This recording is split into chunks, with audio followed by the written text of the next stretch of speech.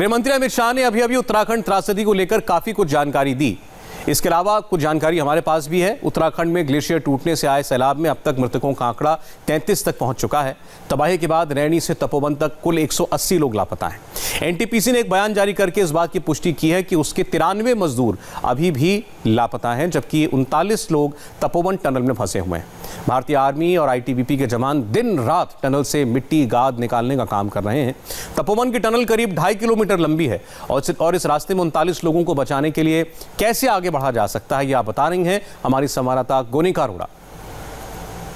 तपोवन में जिस टनल में रेस्क्यू ऑपरेशन का काम पिछले 48 घंटों से भी ज्यादा वक्त से चल रहा है, उस टनल को में किस तरीके से लोगों को बचाया जाएगा, सबसे पहले उसके लिए उस मैप को समझना जरूरी है, जिस मैप को फॉलो करते हुए ये पूरा रेस्क्यू ऑपरेशन चल रहा है। दरअसल ये पूरा मैप जो है वो एनटीपीसी की तरफ से बनाया गया है और उस मैप का एक लेआउट हमारे पास भी है कि किस तरीके से ये पूरा काम जो है वो प्रोग्रेस किया जा रहा है। दरअसल ये सबसे पहले अगर आपको तस्वीर दिखाएं कि ये वो जगह है, ये इनटेक एडिट है। ये इनटेक एडिट वो जगह जहां से इस वक्त जो जेसीबी मशीन्स हैं या फिर जो भी फोर्सेस के जवान हैं वो एंट्री कर रहे हैं और इसी जगह से एंट्री करते हुए इस टनल के अंदर जाने की कोशिश की जा रही है। हालांकि ये एक टनल नहीं है, टनल इसके ऊपर है। ये एक इनटेक एडिट है, टनल में जाने का रास्ता, और यही पूरी जो इनटेक एडिट है ये फिलहाल मड से भरा हुआ है।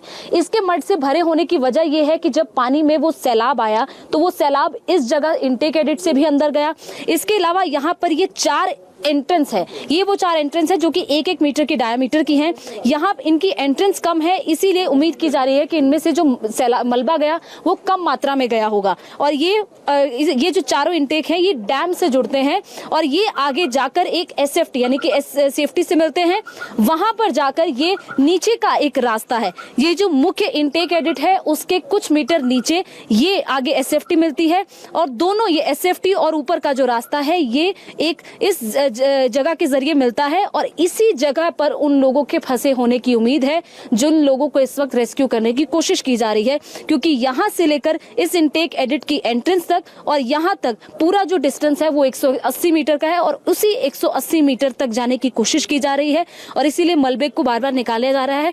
लेकिन प्रॉब्लम यह है कि यहां से भी मलबा गया, इस जगह से भी मलबा गया और इसीलिए जो मलबा है वो भारी मात्रा में इस वक्त अंदर है और जैसे ही मलबे को निकालने की कोशिश की जा रही है और मलबा अंदर से बाहर की तरफ आ रहा है। और ये जो इनटेक एडिट है जो कि करीब 2 किलोमीटर लंबी है, ये इनटेक एडिट आगे एक टनल से मिलती है जो टनल टीएमवी तक जाती है, जिसके जरिए जो बिजली की सप्लाई है वो आगे टीएमवी तक भेजी जाएगी और ये भी डैम से आगे जुड़ी हुई है। और ये पूरा अभी जो काम है वो अंडर कंस्ट्रक्शन था, इसका भी कंस्ट्रक्शन आगे चल रहा था और यहाँ पर इस जगह पर इस एसएफटी से आगे यहाँ पर भी काम चल रहा है। इसलिए उम्मीद की जा रही है कि जो लोग फंसे हुए हैं वो या तो इस जगह पर फंसे हो सकते हैं या फिर इस एसएफटी से आगे इस जगह पर, और इसीलिए ये उम्मीद की जा रही है क्योंकि ये नीचे एक ढलान है, हो सकता है कि जो मलबा है वो यहाँ तक किसी जगह पॉइंट पर रुक गया हो या फिर एसएफटी में अगर वो मलबा अंदर की तरफ आया भी हो तो ये जो चारों एंट्रेंस पॉइंट है इनके जरिए शायद कहीं यहीं पर रुक गया हो और आगे तक वो मलबा ना गया हो।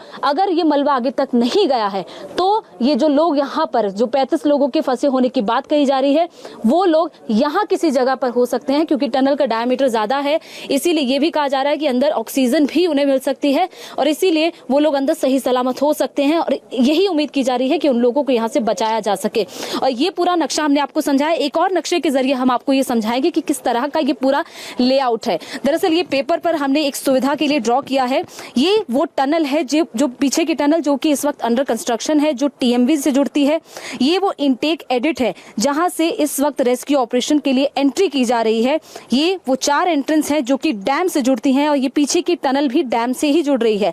ये चारों चीजें, ये चारों एंट्रेंस जो है वो आगे एसएफटी पर मिलती हैं। उसके बाद ये इनटेक एडिट और ये जो चारों एंट्रेंस है ये आगे इस पॉइंट पर जाकर मिलती हैं जो कि 180 मीटर आगे है और इसी जगह पर ये एक जंक्शन है जो कि इन दोनों एसएफटी और इस इनटेक एडिट को आपस में जोड़ता है और यही उम्मीद की जा रही है कि जो 34 लोग फंसे हैं, 35 लोग फंसे हैं, वो इसी जगह पर किसी पर हो सकते हैं अगर मलबा अंदर तक नहीं गया हो। इसलिए बार बार इस रेस्क्यू ऑपरेशन को जल्द से जल्द खत्म करने की कोशिश की जा रही है ताकि जो लोग भी अंदर फंसे हैं उन लोगों को जल्द से जल्द बाहर निकाला जा सके। और ये हमने आपको एक मैप के जरिए समझाया, जिस मैप के जरिए इस वक्त तमाम फोर्सेस जो हैं वो लगातार काम कर रही हैं ताकि आसानी से उन लोगों तक पहुंचा जा सके।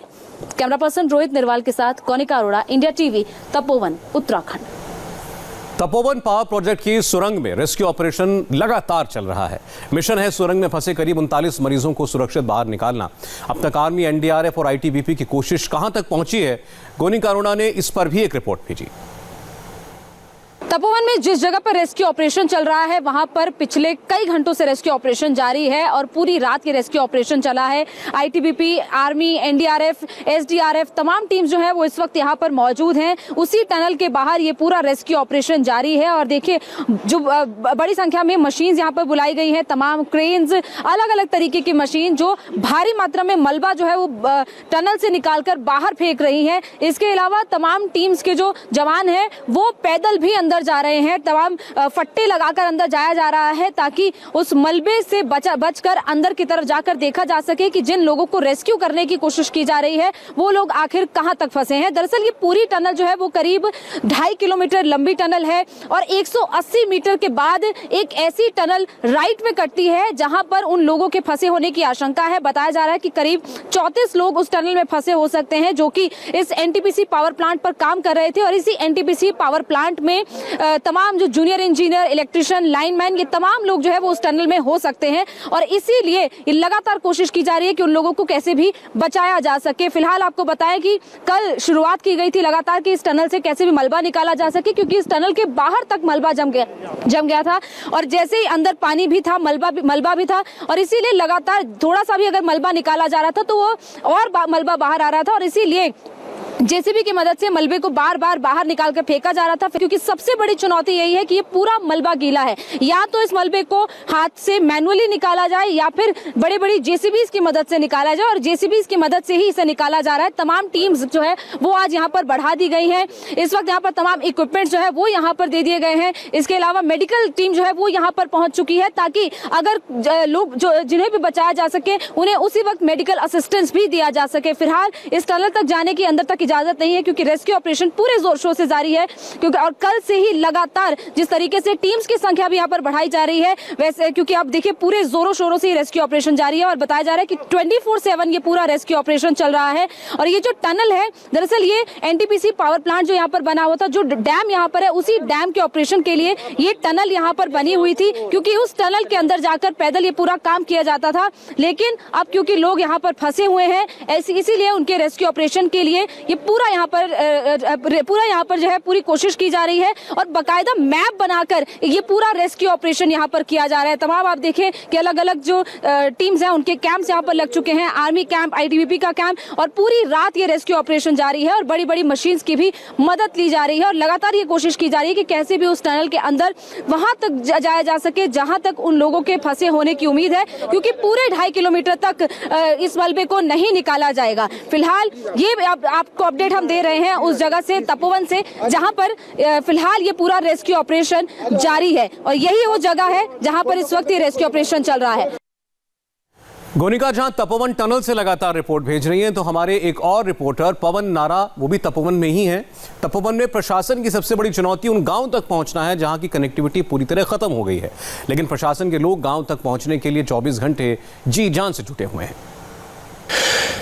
जिन 13 गांवों का संपर्क फिलहाल यहां तपोवन से कट गया है, वहां ब्रिज बनाने की कोशिशें तो जारी हैं, लेकिन उससे पहले हेलीपैड के जरिए ये राशन है वो पहुंचाया जा रहा है, जिनमें सोलर लाइट है वो भी पहुंचाई जा रही है, क्योंकि लाइट सप्लाई भी बाधा हुई है। और इसके अलावा आपको बता दें कि पीडब्ल्यूडी हेलीकॉप्टर के जरिए अपनी लेबर को लेकर जा रहा है। इनकी कोशिश ये है कि जब तक प्रॉपर ब्रिज नहीं बन जाता तब तक एक रोप वे वाला या कहीं की रस्सी से खींचने वाला ब्रिज बनाया जाए। हमारे साथ पीडब्ल्यूडी के इंजीनियर हैं। सर, आपका नाम क्या है और क्या आपका प्लान है, क्या योजना है फिलहाल? मेरा नाम शिवम मित्तल है।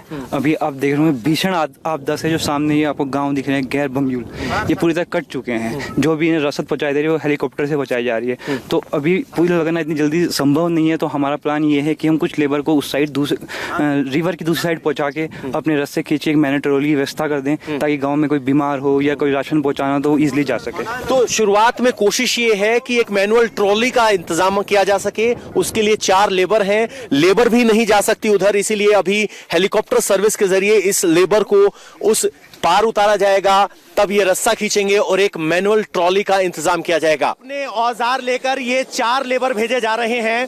कोशिश ये है कि जो गांव सामने है, जो कट गया है, उसके जरिए एक रोपवे बनाया जाए, ताकि रोपवे के जरिए राशन पहुंचाया जा सके और अगर किसी की मदद की जरूरत हो तो ट्रॉली के जरिए मरीज को यहाँ लाया जा सके।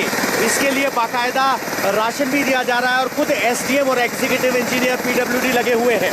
4 लेबर फिलहाल इस हेलीकॉप्टर में सवार हो रहे हैं, ताकि इन चारों को नदी के उस पार उतारा जा सके और एक रोपवे का निर्माण किया जा सके। अगर ये रोपवे शाम तक बन गया तो इस तरफ के कई गांवों तक हेलीकॉप्टर तक पहुंचने की जिम्मेदारी कम हो जाएगी। और अभी फिलहाल इनके औजार हैं, उनको रखने की व्यवस्था की जा रही है, क्योंकि आपने देखा होगा कुदाल वगैरह नुकीली चीज़ें हैं, उन सबको हेलीकॉप्टर में रखना एक बड़ी समस्या है। तो बड़ा संभाल के रखा जा रहा है, ताकि वो पकड़ कर बैठे, हेलीकॉप्टर को नुकसान ना हो या यात्रियों को कोई चोट ना लगे। उन्होंने वजन के हिसाब से ये रखा है, लेबर को भेजा जा रहा है, ताकि जल्द से जल्द कनेक्ट की जा सके और राशन और रसद के लिए हेलीकॉप्टर पर निर्भर ना रहना पड़े। कैमरामैन विजय ममगई के साथ पवन नारा, इंडिया टीवी। और लेटेस्ट रिपोर्ट यह है कि तपोवन के 13 गांव तक पहुंचने के लिए प्रशासन की टीमें वहां पहुंच गई हैं। ये टीमें रस्सियों के सहारे गांव तक पहुंचने की कोशिश कर रही हैं। पवन नारा अभी भी वहीं मौजूद हैं, उनकी एक और रिपोर्ट आपको दिखाते हैं। तपोवन को भंग्यूल से जोड़ने के लिए एक रोपवे ब्रिज बनाया जा रहा है। यहाँ पहले एक ब्रिज हुआ करता था जो बाढ़ में बह गया।